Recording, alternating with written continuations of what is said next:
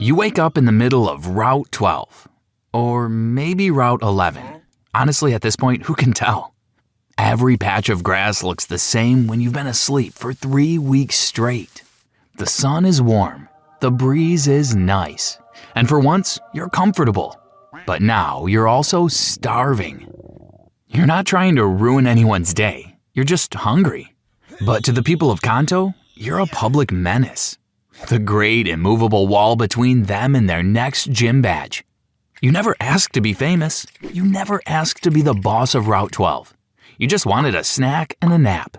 But apparently in Kanto, that makes you public enemy number 1.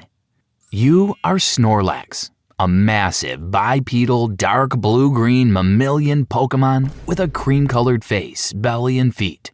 You're composed mostly of belly, as your limbs are comparatively small. You're the heaviest normal-type Pokémon in existence, requiring 890 to 900 pounds of food per day before returning to slumber. You're not a menace, you're just big-boned and misunderstood. You live by a simple philosophy: eat, sleep, repeat. You wake up only when hungry, forage for your daily 900 pounds of food, then fall back asleep. Your digestive system can handle anything. Moldy berries taste like fine cuisine. Muck's poison is just a hint of spice on your tongue. You're not picky because you can't afford to be. But the world sees your size and assumes you're aggressive. They see your appetite and call you greedy. They see you sleeping and call you lazy. They don't know your story. They don't know that once upon a time you had a job, a purpose, respect. For years, you were a public service Pokémon hired by the Kanto Department of Transportation. Your job? Guard Route 12 during maintenance season, keeping travelers from wandering onto unfinished bridges. The work was honest, important, and surprisingly fulfilling. You remember your first day on the job, a supervisor in a hard hat explaining your duties with the kind of patience usually reserved for children. "Just sit here," he said, pointing to a spot directly in front of the construction zone.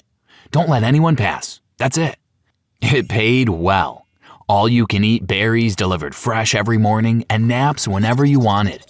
Life was good. You had purpose, respect, and unlimited snacks. You were doing important work protecting people from dangerous construction zones. When travelers approached, you'd simply exist in their path. Your massive presence was enough. No aggression needed, just 1,014 pounds of immovable determination. The construction workers liked you. They'd share their lunches, tell jokes you pretended to understand, and sometimes use your belly as a table for their card games. You felt useful, valued, part of something bigger than yourself. You protected families from walking into half-built bridges. You kept children from wandering into active construction sites. You were a guardian, a civil servant, a professional. The berries were just a bonus. Then the contractors forgot to renew your contract. One day, the road reopened and no one told you. The construction crews packed up their equipment, removed their signs, and disappeared like they'd never been there.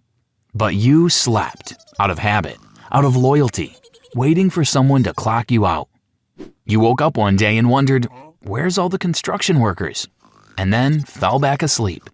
You slept for another 3 days before the first trainer showed up. "Move," they shouted, waving their arms like you were some kind of wild obstacle. "You're blocking the path." You blinked slowly, confused. This was your job.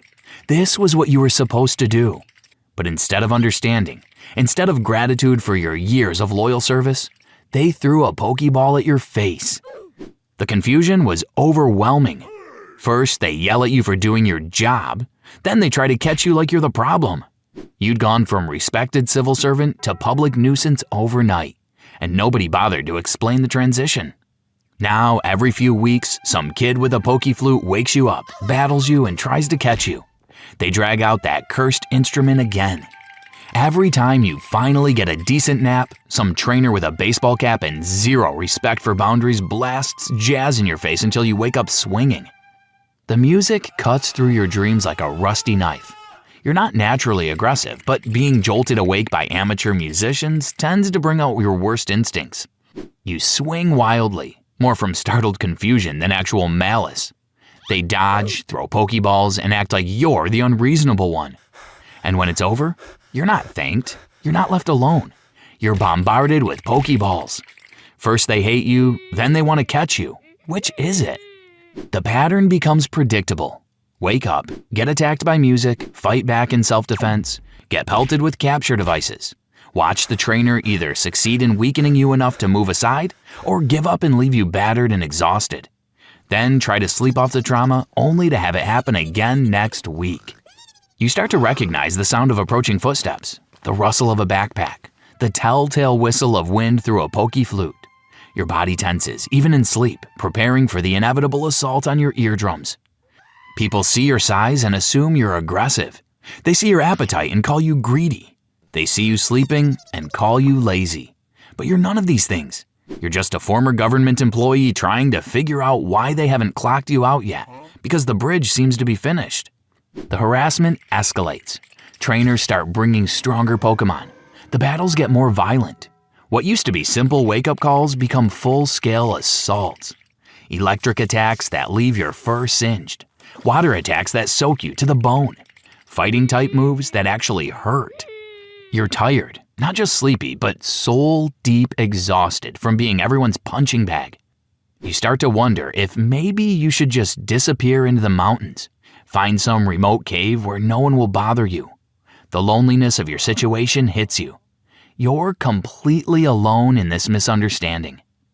No one sees the gentle giant who used to protect construction workers.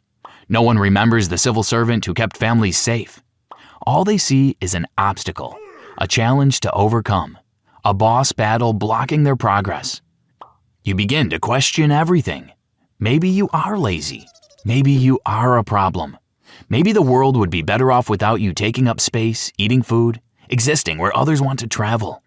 The breaking point comes on a Tuesday, or maybe a Thursday. Days blur together when you're constantly being woken up by amateur musicians. This trainer is different. Older, more experienced, more ruthless. They don't just play the pokey flute, they blast it through a portable amplifier. The sound is so loud, it makes your bones vibrate. You wake up not just startled, but in actual pain. The battle that follows is brutal. Their Pokémon are trained specifically for taking down large, slow targets. They know your weaknesses, exploit your limited mobility, coordinate their attacks with military precision. For the first time in your life, you genuinely fear for your safety. When it's over, when you're battered and bleeding and barely conscious, the trainer doesn't even try to catch you. They just laugh and walk through. You weren't a challenge to overcome, you were entertainment. That's when you realize the truth. You're not just misunderstood. You're completely alone in a world that sees you as either an obstacle or a joke. The government abandoned you. Society rejected you. Even other Pokémon avoid you because of your reputation. But then you notice something. When you sleep in certain spots, the grass grows greener. When you eat from berry bushes, they produce more fruit the following season. Your massive presence creates safe spaces where smaller Pokémon can rest without fear of predators. A family of Rattata has made their home in the shadow you cast. They scurry around your feet, completely unafraid, using your bulk as protection from the Spearow that hunt them. When you shift in your sleep, they simply adjust, following your shadow like it's a moving sanctuary. Your slow, steady breathing helps regulate the natural rhythms of the areas you inhabit. Plants sync their growth cycles to your rest patterns. The very ground beneath you becomes more fertile, enriched by your presence in ways that science can't fully explain. You're not just taking up space, you're improving it.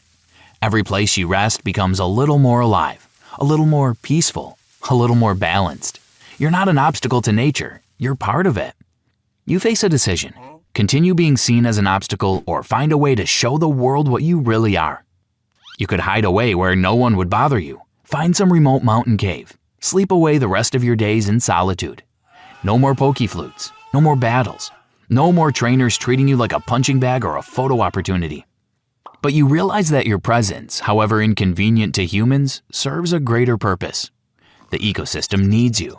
The small Pokémon need you. The very land itself benefits from your existence. All you really want is an apology, a decent sandwich, and maybe a government pension in the form of berries for years of loyal service. But until then, you sleep. Not out of laziness, but out of protest. Your stillness becomes a statement. Your presence becomes a reminder that not everything in the world exists for human convenience. Some things just are, and that's enough. The stand. The next time a trainer approaches with a Pokeflute, you don't just wake up and fight.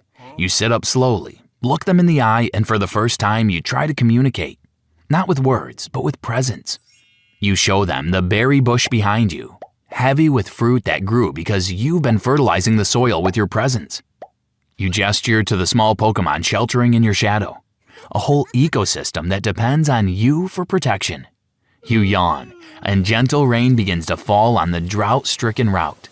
Your breath somehow calling moisture from the sky, and no one knows why.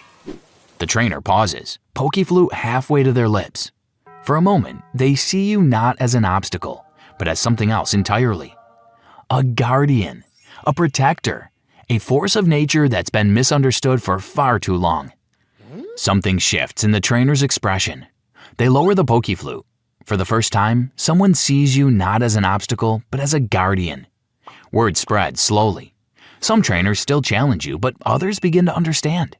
They sit beside you for a while, enjoying the peace you create.